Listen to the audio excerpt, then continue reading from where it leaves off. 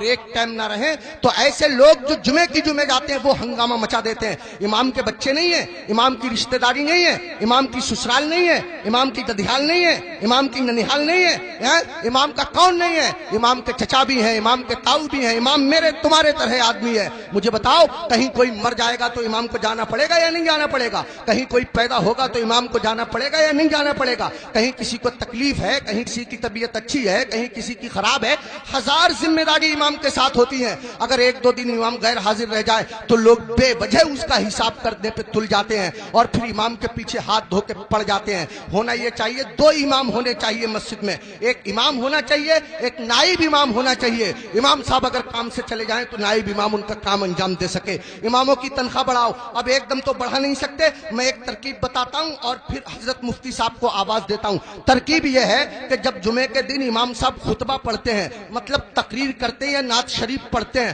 مسجد میں جتنے لوگ جاتے ہیں اگر صرف 10 روپے سے امام صاحب کا مسافہ کر دیں گے تو قسم خدا کی آپ کے پاس سے 10 روپے جائیں گے, میری مسجد کے امام صاحب کے پاس ہزاروں روپے اکٹھے ہو جائیں گے. امام صاحب کے بچے کھائیں گے, ان کے دل سے دعا نکلے گی.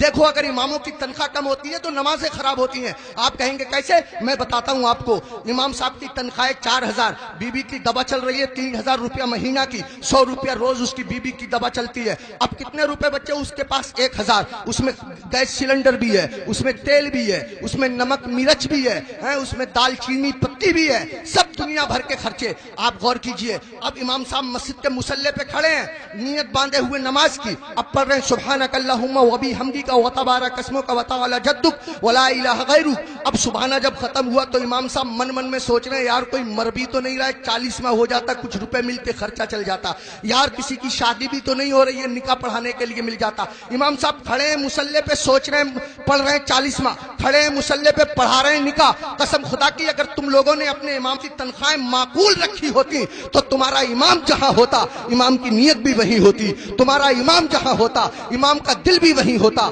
تمہارا امام جہاں ہوتا امام کا خیال بھی وہی ہوتا. اماموں کی تنخواہیں بڑھاؤ, ملا کرو, ہر ہفتے معمول بنا لو. جب تم کماتے ہو, ہزاروں کماتے ہو, معمول بنا لو کہ ہر مہینے میں امام صاحب کو غوث اعظم کی طرف سے 11 روپے دوں گا یا 1100 روپے دوں گا یا 500 روپے دوں گا. مہینے میں تم کو تنخواہ ملے 10,000, مہینے میں تم کو تنخواہ ملے 15,000, 8,000, 8,000 میں سے 100 روپے چپکے سے جاؤ امام صاحب سے مسافہ کر کے آ جاؤ. اگر بستی میں 100 گھر ہیں, سب کے سب 100 روپے سے مسافہ کریں گے, حساب جوڑ آپ لینا روپے کتنے ہو جائیں گے, امام صاحب کا کام ہو جائے گا. میں کہنا یہ چاہتا ہوں, اتنا بڑا امام, کبھی تم نے سوچا تم لوگ اپنے بستر پہ سوتے رہتے ہو فجر کی نماز کے وقت, تمہارا امام تمہاری بستی کی مسجد کے مصلی پہ بیٹھ کے تمہارے لیے دعا کر رہا ہوتا ہے, یا اللہ میری بستی پہ کرم فرما, یا اللہ اس بستی پہ رحم فرما, لوگوں کے کاروبار میں برکت عطا فرما, عزت کی حفاظت فرما, دولت کی حفاظت فرما, آبرو کی حفاظت فرما. اور تم اسی امام کے پیچھے پڑے رہتے ہو جو تمہارے لیے دعائیں کرتا رہتا ہے. ایک آدمی پڑا رہتا تھا بہت امام کے پیچھے, ایک دن پکڑ لیا امام صاحب نے, ابے فجر کی نماز پڑھی ہے؟ بولا بالکل پڑھی ہے. امام صاحب بولے کیا رکعتیں پڑھی ہیں؟ بولا 10. کا فجر میں 10 ہو گئے رے.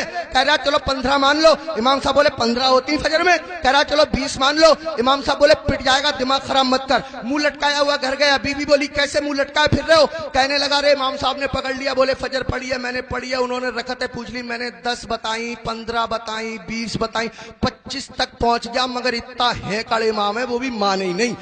تو بیوی کہہ رہی ہے تم بھی تو پاگلوں جیسی باتیں کرو, 4 بتا دیتے 4. تو کہہ رہا تو سچ میں ہی پٹوانے والے کام کر رہی ہے. جو امام ضدی امام 25 میں نہ مانا وہ 4 میں کیسے مان جائے گا؟ 25 میں مانا نہیں 4 میں مان جائے گا. پٹوانے والے کام کر رہی ہے. اماموں کے قریب آؤ, اماموں کا خیال رکھو. جب کھانا کھانے بیٹھا کرو امام کو فون کر لیا کرو, حضرت کھانا کھایا نہیں کھایا, آیا نہیں آیا, اگر آیا تو کیا آیا. اگر تمہارے گھر کوئی اچھی چیز بنا کرے امام کو پہنچا دیا کرو, امام کا خیال رکھا کرو. بال کاٹنے کی دکان ہے, امام سے بال ترشوانے کے پیسے مت لیا کرو. کپڑے سلنے کی دکان ہے, امام کے کپڑے فری سل دیا کرو. پوری بستی کا ایک امام ہے, کیا نہیں ہو سکتا؟ مشکل کام نہیں ہے, مشکل کام نہیں ہے. ایک امام کے ساتھ اگر یہ رعایت کی جائے, کوشش کرو اپنی مسجد کے اماموں کو حج کراؤ, عمرے کے لیے بھیجو, سب مل کر کے کوشش کرو تو کوئی کر رہا کام نہیں ہے. میں نے بہت قیمتی وقت لے لیا, آپ سے بھی میں معافی چاہتا ہوں اور مفتی صاحب سے بھی میں معافی چاہتا ہوں. ممبر شریف پہ بیٹھے ہوئے تمام لوگوں سے میں معافی چاہتا ہوں. میرے دل کی تمنا تھی, میری آرزو تھی, اماموں کے بڑے برے حالات لوگوں نے بنا دیے. یہی وجہ ہے ہمارے 50% مولویوں نے اپنا کاروبار شروع کر دیا, امامتیں چھوڑ دی, اور اماموں کے ساتھ ایسے ہی رویہ رہا تو قسم خدا کی تم لوگوں کے بچوں کو اللہ و رسول کا نام سکھانے والے لوگ ملنا مشکل ہو جائیں گے. ایسی حالتیں پیدا